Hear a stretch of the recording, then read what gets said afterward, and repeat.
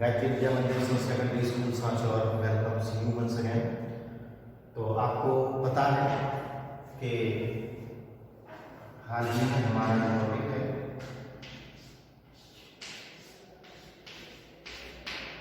वो है reported speech.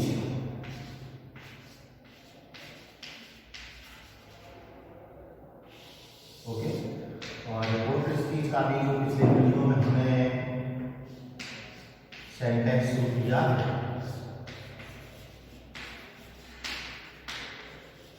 वो है इंपेरेटिव सेंटेंसेस। ओके, आज्ञासूचक या आदेशात्मक वाक्य। जैसा कि आपको ध्यान होगा पिछले वीडियो में हमने देखा था कि हमारा जो सेट रिपोर्टिंग वर्ब होता है उस रिपोर्टिंग वर्ब सेट को बदलते समय सबसे पहले हमें अपना जो रिपोर्टेड स्पीच है उसका भाव देखना होता है।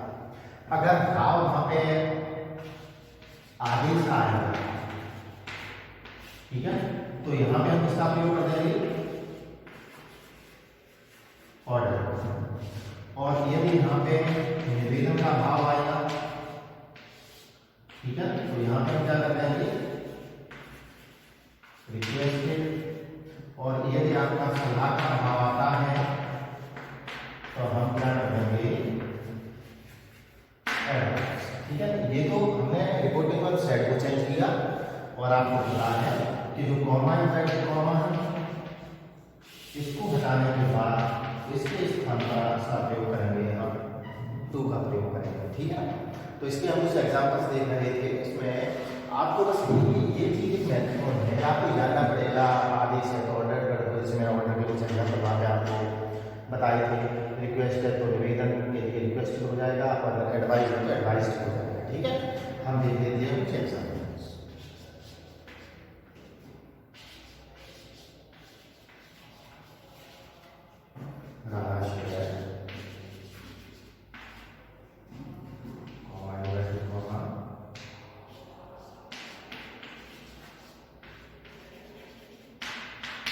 Help me. तो हमने देखा देखो पहली पहचान कि इंपेरेटिव सेंटेंस हमेशा ही शुरू होगा वर्ब की फर्स्ट फॉर्म। ओके, करता होता तो है लेकिन वो यू है जो हाइड रहता है। फर्स्ट फॉर्म से शुरू हो गया तो undoubtedly it is imperative sentence. Okay, ये इंपेरेटिव है। चेंज करने के लिए हमें इस रिपोर्टेड स्पीच का भाव देखना होगा। हेल्प मी, मेरी मदद कीजिए। इसका तात्पर्य यहाँ पे जो है आदेश तो हो नहीं सकता, सलाह भी नहीं है, तो क्या भाव आएगा? रिक्वेस्ट का आएगा, अर्थात रिक्वेस्टेड होगा। तो यहाँ पे आप करेंगे राधा रिक्वेस्टेड, राधा रिक्वेस्टेड। यहाँ पे आपको क्या बताया मैंने? टू, बल्कि फर्स्ट फॉर्म में कोई रहेगी, कोई चेंज नहीं होगा।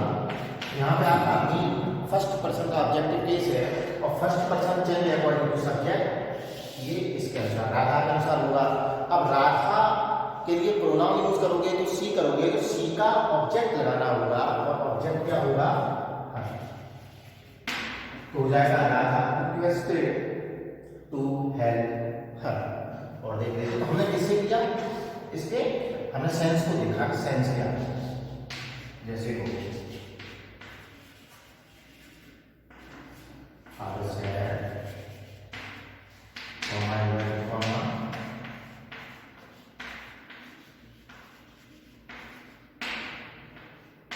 work hard. Father said, comma, inverted comma, work hard. Work hard आपको पता चल रहा होगा work hard. Work hard से कहने का तात्पर्य मेहनत कीजिए। और मेहनत कीजिए तो इनमें से आप समझ जाएंगे इसका भाव है, ये एडवाइस है, आपको मेहनत करने के लिए सलाह दी जा रही है। तो हम यहाँ पे इस सेट को किसमें चेंज कर देंगे? इसको कर देंगे advice. Father advice, inverted comma हटा दिया, क्या लगा दिया? To work hard. तो क्या father advice to work hard, कोई प्रॉब्लम नहीं है। तो हमने बाद में देखा कि जब आदेश का अभाव है तो ऑर्डर कर दिया, निवेदन का भाव है तो रिक्वेस्टेड कर दिया, और सलाह का भाव है तो हमने क्या कर दिया? एडवाइस कर दिया। ठीक है,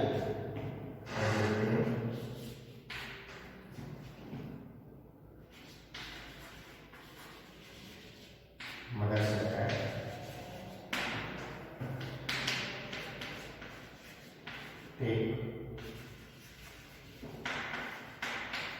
मेडिसिन,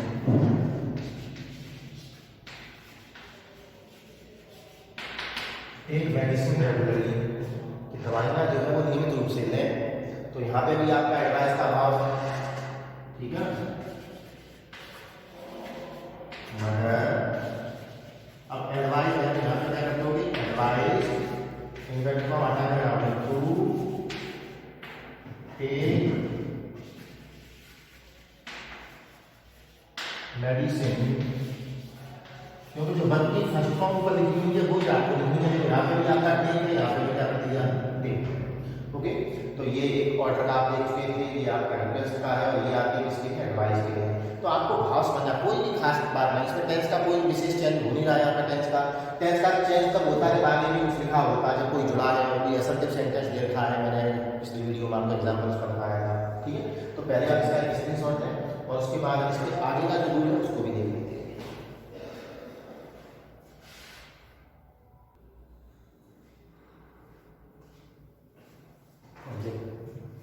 रूल है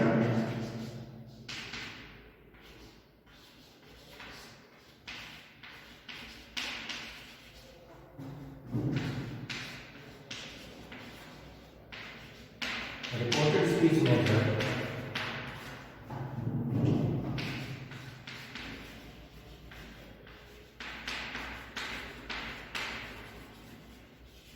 प्लीज या काइंडली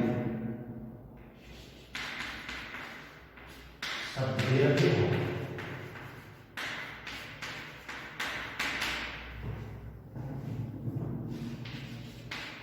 तो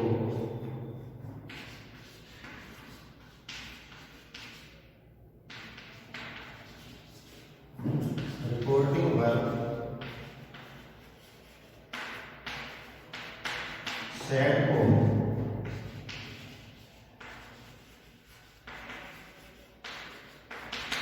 रिक्वेस्टेड में बदलते हैं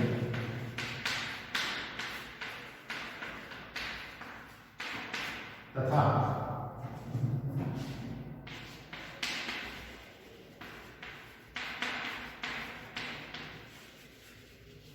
प्लीज या काइंडली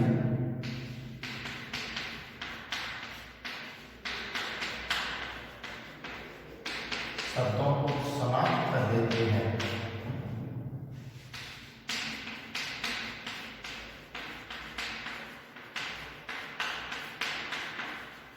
क्योंकि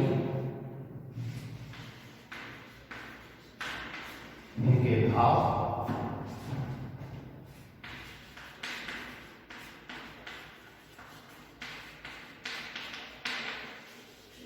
रिपोर्टिंग वर्क से, अर्थात कौन सी है,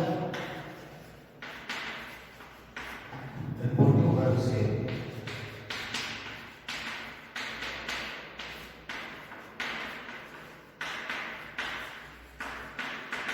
स्पष्ट हो जाते हैं, ठीक है ना। क्योंकि जब वहां पर प्लीज काइंडली है तो हमने सीधा सीधा सेट को इसमें चेंज कर दिया, रिक्वेस्ट में कर दिया, और रिक्वेस्ट निवेदन के लिए आता है और प्लीज काइंडली भी निवेदन के लिए आता है। तो इन शब्दों को हम वहां पे क्या कर देंगे, इसको हटा देंगे। देखो हम जिसे एक एग्जाम्पल देखेंगे, Ram said comma inverted comma please give me, please give me, निवेदन कर रहा है, कृपया मुझे पेन दे दीजिए, ठीक है। तो हम क्या करेंगे, प्लीज आ गया है, निवेदन है बस, तो हमने क्या किया कि राम और सेड को सीधा क्या कर दिया, रिक्वेस्टेड, यहाँ पे क्या लगाया हमने, टू गिव, फर्स्ट फॉर्म हो रहेगी, मी आपका फर्स्ट पर्सन का ऑब्जेक्टिव केस है, चेंज किसके अनुसार होगा, राम के अनुसार, यानी कि इसका जो ऑब्जेक्ट लगाओगे आप तो क्या हो जाएगा, हिम, ठीक है ना। ओके, प्लीज या काइंडली आ जाएगा, काइंडली हटा दोगे तो इसमें चेंज कर दोगे रिक्वेस्टेड में। अगर प्लीज काइंडली आ गया है तो समझने में कोई परेशानी नहीं है कि सेंटेंस जो है वो आपका रिक्वेस्ट के लिए है, निवेदन के लिए है, सेट को तुरंत आपने रिक्वेस्टेड कर दिया। अगर ये नहीं आती है तो आपको भाव देखना पड़ेगा। अगर निवेदन में रिक्वेस्टेड करेंगे, आदेश अगर दे रखा है ऑर्डर करेंगे, और अगर सलाह दी जा रही है तो एडवाइज करेंगे। इन्वर्टेड कॉमा के स्थान पर टू का प्रयोग करके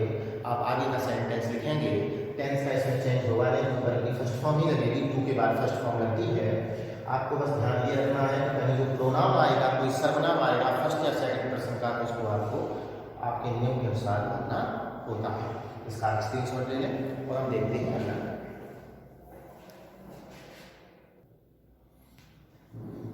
हाँ देखिए फ्रेंड्स, नियम देखें अगला।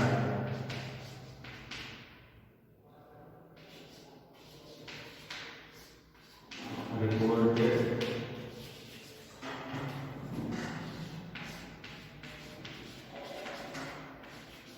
स्पीच में जब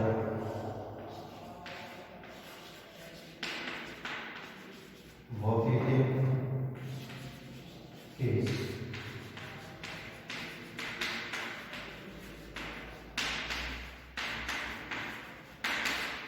वोकेटिव केस में संबोधन कार्य, ठीक है। रिपोर्ट स्पीच में जब वोकेटिव केस का नाउन दे रहा है, संबोधन कारक की संज्ञा दे रही हो, तो इनडायरेक्ट बनाते समय, उसको इनडायरेक्ट बनाते समय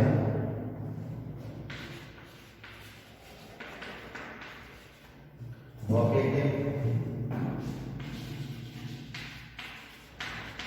केस के वोकेटिव केस के नाउन को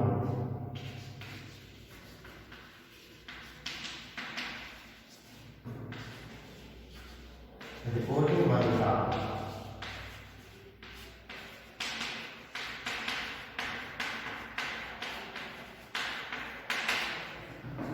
कर्म बना देते हैं, रिपोर्टिंग वर्ग का कर्म बना देते हैं। इसको किस प्रकार से आप एग्जाम्पल देखें कितना बात आपके समझ में आएगा। जैसे वो फादर से, ये तो रिपोर्टिंग वर्ग है, मैं बात किसकी कर रहा हूँ, रिपोर्टेड स्पीच की। रिपोर्टेड स्पीच में सेंटेंस है वो केयरफुली, हाँ वो केयरफुली होगा, फिर कॉमा लगा दिया, उसके बाद नाम लिख दिया है, कोई भी वोकेटिव केस का नाम आएगा, यही नाम वोकेटिव केस का नाम है, संबोधन कारक है, इसको संबोधित किया गया है। संबोधित किसको कर रहे हैं, राम को। Father said walk carefully Ram, सावधानी पूर्वक चले राम। तो सीधी सी बात है, फादर ने किससे कहा है, राम से। अभी इससे पहले हम जो एग्जाम्पल कर रहे थे कि यहाँ पे दिया हुआ सब्जेक्ट जो भी बात कह रहा था वो ऑब्जेक्ट से कहता था, उसको हम कहाँ रखते थे, यहाँ पे रखते थे कि father said walk carefully Ram. तो यहाँ पे ये भी हो सकता था father said to Ram walk carefully, father said to Ram walk carefully, तो राम से कह रहे हैं। तो हम इसको क्या करते हैं कि जब इनडायरेक्ट बनाएंगे तो इसको हम सीधा क्या करेंगे, रिपोर्टिंग वर्ग का कर्म बना देंगे, ठीक है ना, रिपोर्टिंग वर्ग का कर्म बना देते हैं। अब देख लेते हैं इसको कैसे करेंगे। सबसे पहले तो आपने क्या किया, फादर। अब हमें अपने नियम के अनुसार ही चेंज करना है, वॉक केयरफुली यानी सावधानी पूर्वक चलिए। अल्फा में यहाँ पे भाव किसका आ रहा है, एडवाइस का आ रहा है, पर एडवाइस का अभाव है तो यहाँ पे क्या करोगे आप, एडवाइस। फादर एडवाइस, किसको एडवाइस किया, राम को। राम को नहीं है, फादर एडवाइस राम। नियम हमारा क्या है, इनमें को हटा दिया रहा है टू, फर्स्ट फॉर्म है वॉक, तो टू के बाद फर्स्ट फॉर्म बन गया और केयरफुल, सेंटेंस हो गया father advice Ram to walk careful, ठीक है। और देखो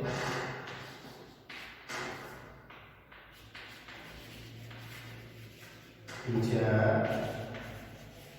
said,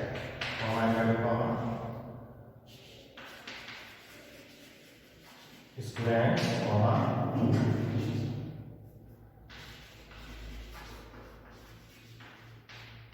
complete your work, complete your work। देखो वोकेटिव केस का नाम यहाँ लास्ट में भी आ सकता है या सुबह भी आ सकता है, लेकिन आएगा रिपोर्टेड स्पीच के अंदर ही, कहीं भी आया हो, यहाँ आए या वहाँ आए, आपको रिपोर्टिंग वर्क का क्या बनाना है, कर। टीचर ने कहा स्टूडेंट्स कंप्लीट योर वर्क, या कहते हैं कंप्लीट योर वर्क स्टूडेंट्स, तो किससे कहा, स्टूडेंट्स से। होमवर्क या कार्य कंप्लीट करने के लिए कहा, इसका मतलब भाव किसका है, ऑर्डर का। हमने क्या किया, टीचर ऑर्डर, किसको दिया ऑर्डर? स्टूडेंट्स। अब फिर से आ जाओ, ये तो आपने लगा दिया। जिस प्रकार से आपने इस राम को यहाँ पे लिखा था उसी प्रकार से आपने स्टूडेंट्स को यहाँ लिख दिया, यहाँ लिख दिया, ठीक है। आपने क्या किया? टू कंप्लीट तो बल्कि फर्स्ट में आपने कर दी।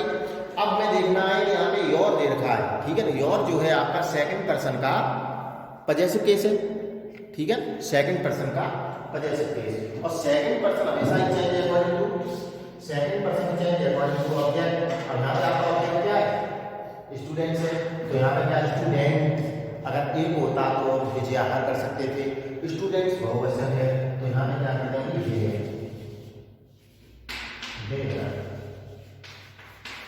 तो हो गया टीचर ऑर्डर स्टूडेंट्स को कंप्लीट देगा, ठीक है।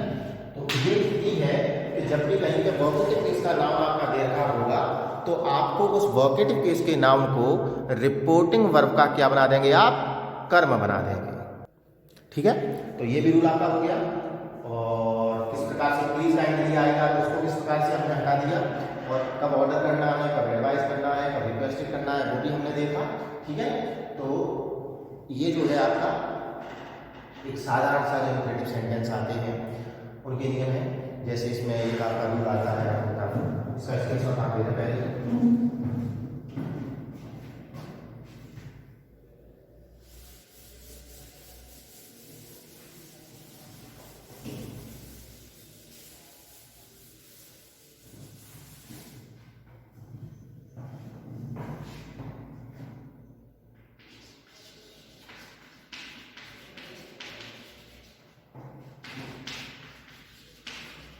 Reported speech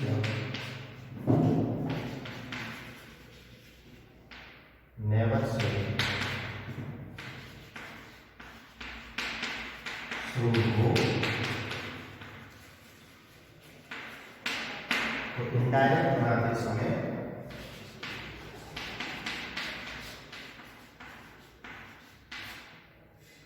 indirect reporting verb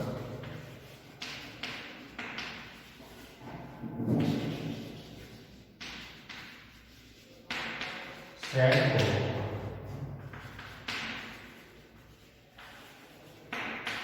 निर्धारित करते हैं तथा टू का प्रयोग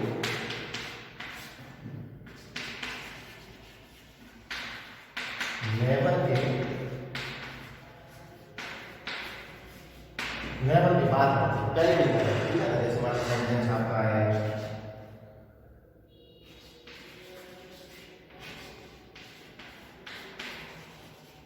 my brother said to me, my brother never waste your never waste your time. तो नेवर से शुरू होने वाले वाक्य जो है वो आपके लिए एक एडवाइस ही होते हैं, एडवाइस की तरह ही होते हैं। My brother said to me never waste your time. तो अब देखो यहाँ पे नेवर आ गया है, तो आपको क्या करना है? रिपोर्ट को एडवाइस कर देना है। यहाँ पे आपको माय ब्रदर लिखना है, सेड टू को क्या करोगे? हो गया my brother advice me, to लगाती जल्दी किसके बाद लगानी? नेवर, ठीक है। क्योंकि हमें तो मुख्य क्रिया से पहले जो है वो टू लगाना है। बेस्ट आपका क्रिया है बाद में आई है, तो हमें कहते हैं नेवर के बाद never. My brother advice me never to waste. अब योर में सेकंड पर्सन का पजेसिव केस है और सेकंड पर्सन में है अकॉर्डिंग टू मी, यानी मी का जो पजेसिव केस है वो लगाना पड़ेगा, जो क्या होगा?